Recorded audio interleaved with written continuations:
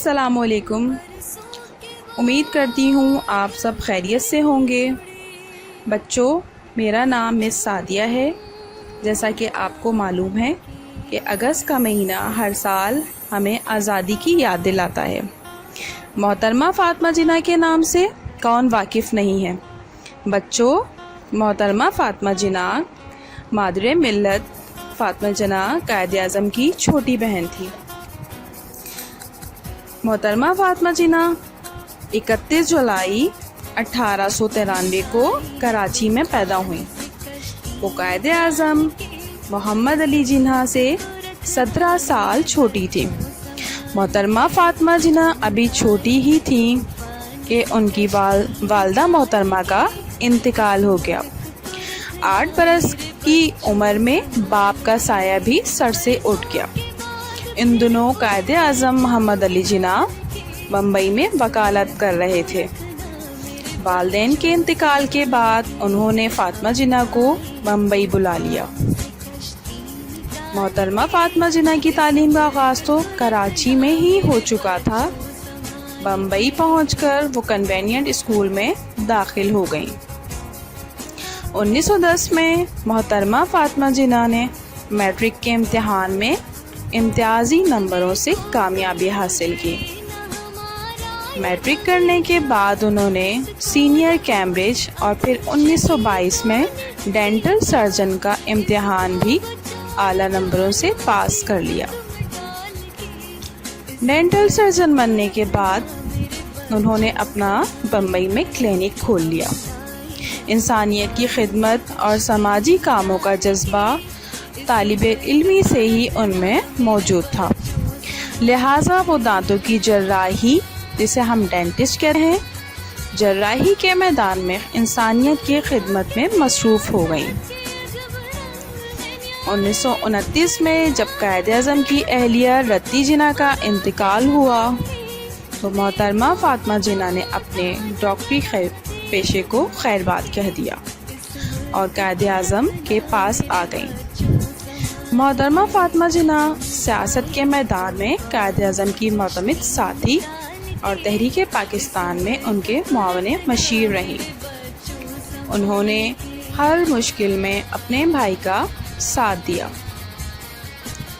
جب گولڈ میز کانفرنس میں شرکت کے لیے لندن گئے تو محترمہ فاطمہ جناح کو بھی ساتھ لے گئے۔ انہوں نے گولڈ میز کانفرنس کے دوران قائد اعظم کو نہایت اچھے سیاسی مشورے دیے۔ آپ کو پتہ ہے بچوں، محترمہ فاطمہ جناح کے مسلم لیگ میں آنے کے بعد بہت ساری خاتون نے اس میں شرکت کی، جس میں بیگم محمد علی، بیگم ہارون، بیگم سلمہ تصدق حسین، بیگم بشیر احمد، بیگم شائستہ اکرام اللہ اور رانا لیاقت علی خان بھی شامل ہیں۔ محترمہ فاطمہ جناح بھی آل انڈیا مسلم لیگ کی خواتین کمیٹی کی ممبر تھیں۔ انہیں خواتین کے حل کی قبولیت حاصل رہی۔ وہ خواتین کو عملی سیاست میں آنے کے لیے آمادہ کرتی اور انہیں قومی میدان میں ہر قسم کی قربانی دینے کی ترغیب دیتی تھیں۔ قائد اعظم نے تحریک پاکستان کے دوران بھی خواتین کے حوالے سے تمام امور کی نگرانی کا فریضہ محترمہ فاطمہ جناح کو سونپ رکھا تھا۔ کوئٹہ کے مقام پر خواتین سے خطاب کرتے ہوئے محترمہ فاطمہ جناح نے فرمایا، اب تک ہم مسلمان خواتین نے اپنی قوم کی کوئی خاص مدد نہیں کی، حالانکہ اگر لوگوں کی طرح چاہیں تو بہت کچھ کام کا حصہ بٹا سکتے ہیں۔ اس وقت ہماری ضرورتیں 4 ہیں، یعنی اقتصادی، معاشرتی، تعلیمی اور سیاسی۔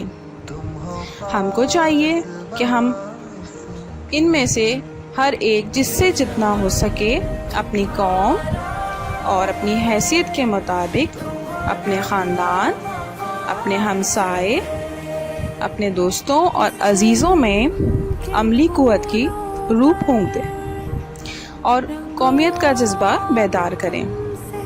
اس طرح ہم اپنی قوم کی کچھ مدد کر سکتے ہیں۔ قیام پاکستان کے بعد بھی ان کی قومی خدمات کا سلسلہ جاری رہا۔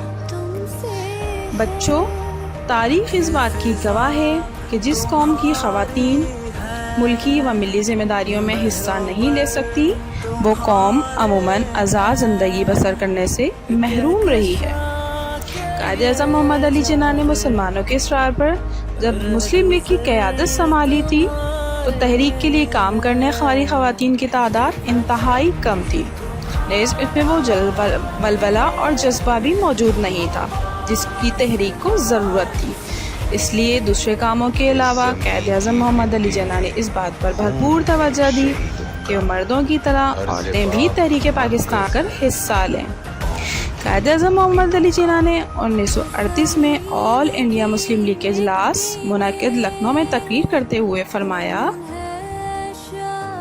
میں ہر مرد اور بچے کو تلقین کرتا ہوں کہ وہ سب آل انڈیا مسلم لیگ کے جھنڈے تلے جمع ہو کر اپنے آپ کو منظم کریں اور اپنی صفوں میں اتحاد پیدا کریں۔ اس بات کا عملی نمونہ پیش کرنے کے لیے قائد اعظم نے سیاسی امور میں اپنی بہن فاطمہ جناح کو ہمیشہ اپنے ساتھ رکھا۔ محترمہ فاطمہ جناح نے پاکستان کی تحریک آزادی کے دوران اپنے کردار اور عمل سے یہ ثابت کر دکھایا کہ پوری کرنے میں کام کریں تو ہر قوم ہر قسم کے حالات اور مشکلات کا مقابلہ کر سکتی ہے۔ محترمہ فاطمہ جناح نے تحریک پاکستان میں اپنے بھائی محمد شانہ بشانہ رہیں۔ آپ ہر جگہ ہر وقت اپنے بھائی کے سہارے کے طور پر موجود ہوتی ہیں۔ آپ نے قائد اعظم کو کبھی تنہا نہ چھوڑا اور ان کی اخلاقی مدد اور حوصلہ افزائی کرتی رہی۔ یہ قائد کی خواہش تھی کہ خواتین تحریک پاکستان میں اپنا کردار ادا کریں، اسی لیے انہوں نے اپنی بہن کو بطور مثال اپنے ساتھ رکھا۔ قائد اعظم نے خواتین سے مسلم لیگ میں شامل ہونے اور اپنی قومی ذمہ داریاں سنبھالنے کی جو اپیل کی، اس کی بدولت خواتین میں قومی اور ملی فرض کا احساس بیدار ہوا۔ خواتین جوک در جوک مسلم لیگ میں شامل ہونے لگیں۔ مسلم لیگ میں خواتین کے شامل ہونے کا یہ نتیجہ نکلا کہ گھر گھر مسلم لیگ کا چرچا ہونے لگا۔ آل انڈیا مسلم لیگ کی تنظیم نو کے وقت خواتین شاخ کی بھی باقاعدہ تنظیم شروع کی گئی اور مسلم لیگ کی خواتین کی ایک سب بنائی گئی۔ اس کمیٹی میں بر صغیر کی ہر صوبے کی 1 یا 2 خواتین کو شامل کیا، ہندوستان کا دورہ کیا، ہر صوبے میں صوبائی کمیٹی قائم کی۔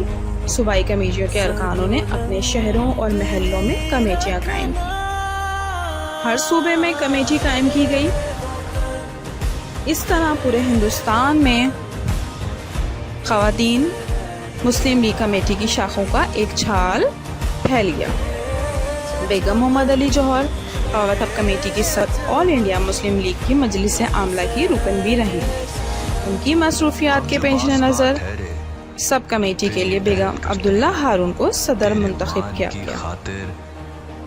بیگم عبداللہ ہارون قیام پاکستان کی تک تنظیم کی صدر رہیں۔ محترمہ فاطمہ جناح کی خدمات